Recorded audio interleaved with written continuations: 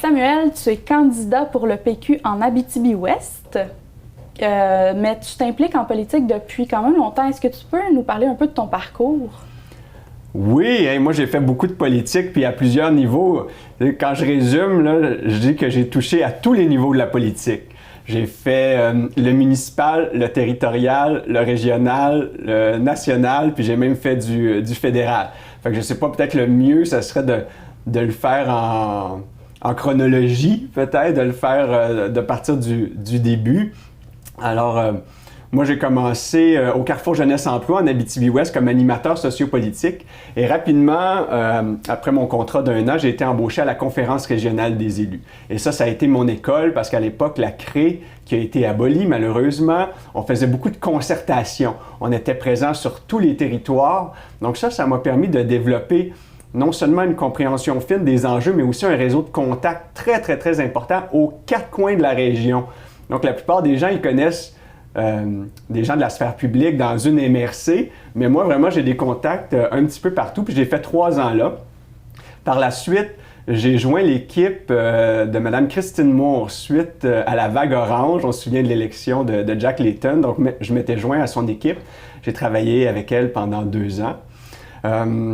Ensuite, j'ai fait aussi le monde municipal. J'ai fait 3 ans comme conseiller municipal, en fait 2 ans comme conseiller municipal de la municipalité de Poulari, en Abitibi-Ouest, où j'habitais, un beau village. Et puis la dernière année, j'ai même été maire, donc j'ai exercé la plus haute fonction, ce qui m'a permis de siéger à la MRC, donc de comprendre aussi tous les enjeux territoriaux. Et ma plus récente implication, ou en tout cas, je dirais plus professionnelle, là, parce qu'on est en train de parler d'emploi, ça a été d'être attaché politique senior au bureau de François Gendron. Tout le monde connaît François Gendron parce qu'il a été député ici du comté d'Abitibi-Ouest pendant 42 ans. Donc c'est sûr que ça a été une école incroyable de travailler auprès de François Gendron.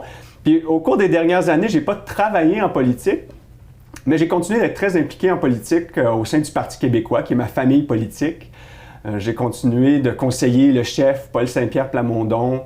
J'ai également gardé des contacts serrés avec le directeur général du parti, ce qui fait que je dirais que c'est un parti où je suis à l'aise et c'est un parti où j'ai une certaine influence de par mon réseau de contacts, autant au national, mais également ici en région, parce que je dirais que le Parti québécois ici, il doit avoir probablement au-delà de 1000 membres. Je ne connais pas les 1000 membres, mais je connais vraiment beaucoup de membres du Parti québécois.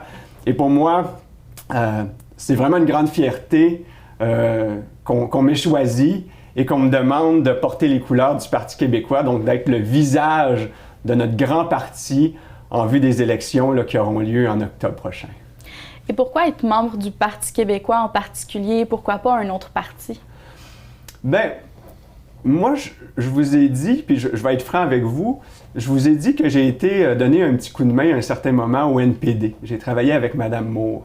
Et ce que j'ai réalisé, c'est quand, fondamentalement, on est un indépendantiste et qu'on pense que le Québec devrait être un pays, bien, ça devient difficile un petit peu d'être dans un parti fédéraliste. Parce qu'on se retrouve un peu... aux États-Unis, ils avaient une politique dans l'armée qui s'appelait « Don't ask, don't tell » par rapport à l'homosexualité. Donc, on disait, les gens, vous avez le droit d'être homosexuel, mais dites-le pas. Je trouve qu'en politique, c'est un peu ça aussi.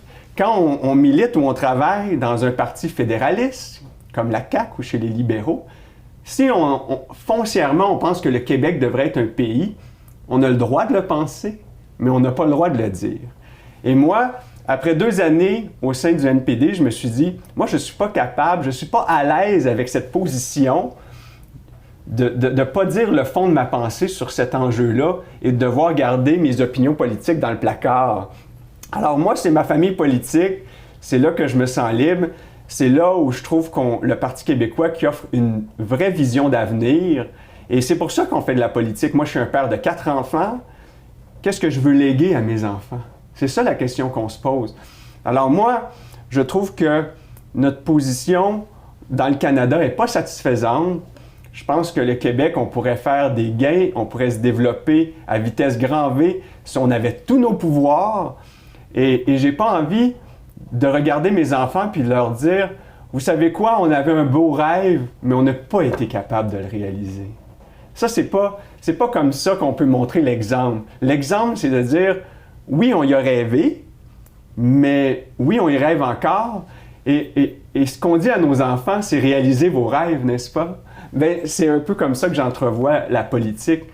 Avoir des belles idées en politique, ça sert à rien. Ce qui est important, c'est de livrer la marchandise. Alors moi, je ne suis pas là pour rêver à l'indépendance du Québec. Je m'implique en politique parce que je vais réaliser l'indépendance du Québec. Puis je vois que l'indépendance est importante pour toi. Est-ce qu'il y a d'autres dossiers plus régionaux qui te tiennent à cœur? Bien, là, je n'ai pas encore présenté les axes de ma campagne, mais j'ai déjà une bonne idée de ce sur quoi je pense qu'on peut travailler. Je vois actuellement que l'économie va bien en Abitibi-Témiscamingue, on se développe, on a des grandes ambitions pour l'avenir, mais en même temps, ce qui freine actuellement les entrepreneurs, ce qui freine notre développement, c'est 4 dossiers principaux selon moi. On parle d'une pénurie des logements, on parle des problèmes de CPE, évidemment, on parle de la pénurie de main-d'œuvre qui est très grave et l'accès aux soins de santé, qu'on se rend compte qu'il y a des difficultés. Mais pour confronter ou plutôt régler ces problèmes-là, il faut travailler sur des axes très importants que j'ai identifiés et qui vont faire qu'on va améliorer notre qualité de vie puis qu'on va arriver à attirer des gens en région, des travailleurs qui vont s'installer ici puis qui vont nous aider à nous développer puis à ce qu'on ait une plus belle croissance encore. Alors, les axes de ma campagne, je vous les annonce en exclusivité, mais c'est sûr que je vais beaucoup parler de la jeunesse. Pour moi, c'est très important. J'ai travaillé dans le réseau des forums jeunesse. Pour moi, c'est crucial qu'on s'occupe de nos jeunes, qu'on leur prépare un avenir, qu'on leur donne des opportunités. Ensuite, je dirais que l'attractivité, c'est très important. Il faut qu'on améliore notre capacité d'attirer des travailleurs, d'attirer toutes sortes de monde qui viendront bonifier notre région, notamment des immigrants, mais toutes sortes de monde. Ensuite, une de mes priorités, bien sûr, en lien avec l'environnement, c'est qu'il faut protéger nos lacs, nos rivières, nos esquerres. Ça, c'est très, très prioritaire parce que je crois que de ce côté-là, en tout cas, je ne veux pas rentrer dans les détails, mais de ce côté-là, je sais qu'il y a des préoccupations, il y a des choses qui ne vont pas très bien.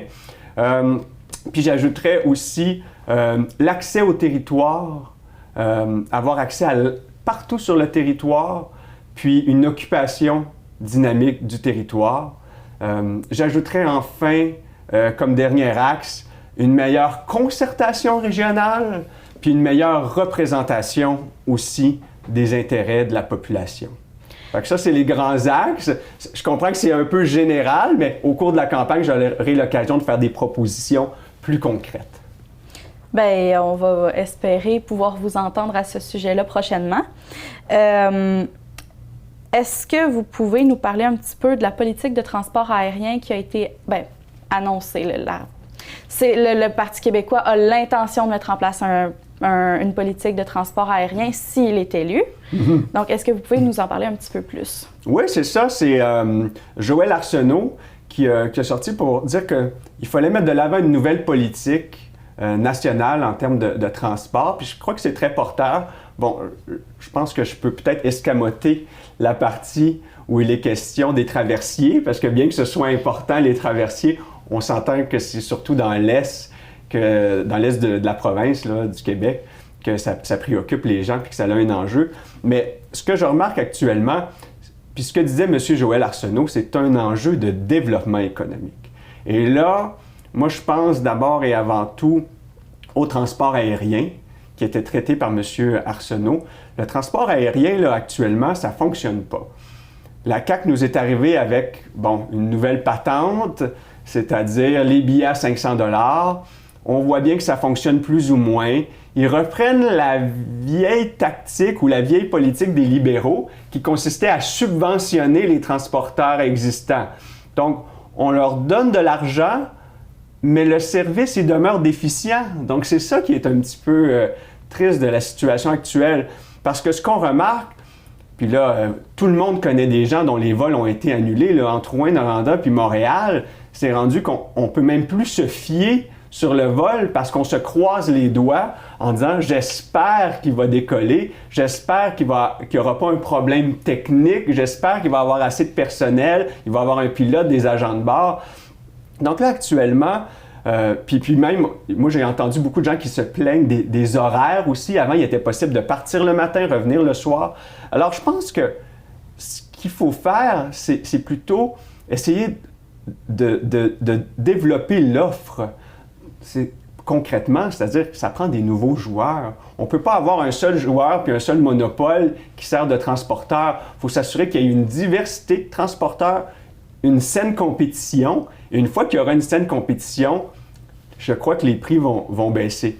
Puisque vous m'interpellez sur le transport, puis que je dis que c'est un enjeu économique, c'est un enjeu d'attractivité aussi, si les gens ils veulent venir ici, bien, il va y avoir une réflexion aussi à faire sur ce qui se passe pour pouvoir aller dans les grands centres. Donc, la plupart des gens, ils prennent leur voiture. On sait que l'autobus, c'est quand même quelque chose qui est intéressant, qui est important, il faut le développer. Mais moi, je pense qu'il y a un dossier qui n'a pas été bien traité par le gouvernement actuel. C'est celui du domaine. Le domaine dans le parc La Vérandrie, je trouve ça déplorable de voir qu'on en est encore à faire des esquisses, puis on est sur la planche à dessin. Ça fait 4 ans qu'il y a une roulotte au milieu du parc.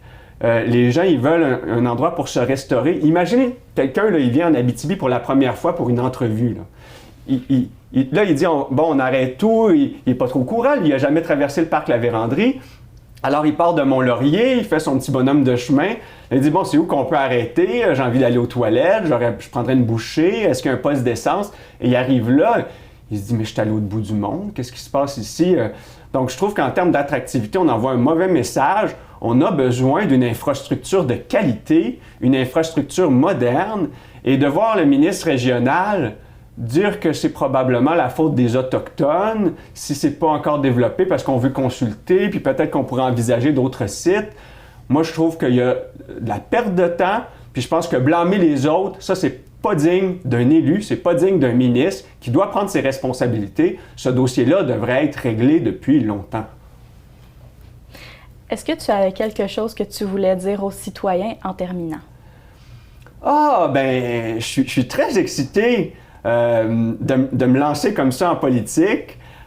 J'ai surtout hâte d'aller à leur rencontre. J'ai hâte d'aller écouter ce qu'ils ont à dire, c'est quoi leurs préoccupations. Moi, je suis quelqu'un qui est originaire de La Sarre, donc je vous dirais que depuis que j'ai annoncé ma décision de plonger en politique active, j'ai beaucoup de commentaires positifs. À La Sarre, à Amos, mais plus à La Sarre parce qu'il est là mon réseau, je connais plus de gens. Donc moi, mon défi au cours des prochaines semaines, ça va être d'être présent à Amos. Je vais aller à la rencontre des gens, dans des événements parfois, mais souvent, je vais faire beaucoup de porte-à-porte pour pouvoir avoir ce dialogue, pouvoir prendre 1, 2 minutes, 3 minutes, 5 minutes s'il faut avec les individus pour qu'ils puissent m'expliquer c'est quoi leur priorité.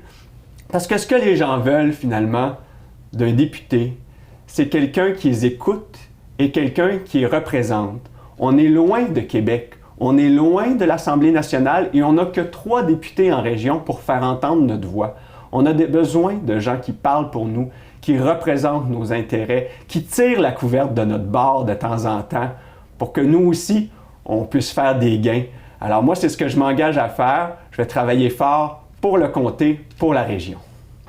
Bien, merci beaucoup, Samuel. On va te souhaiter une belle journée. C'est gentil, merci beaucoup.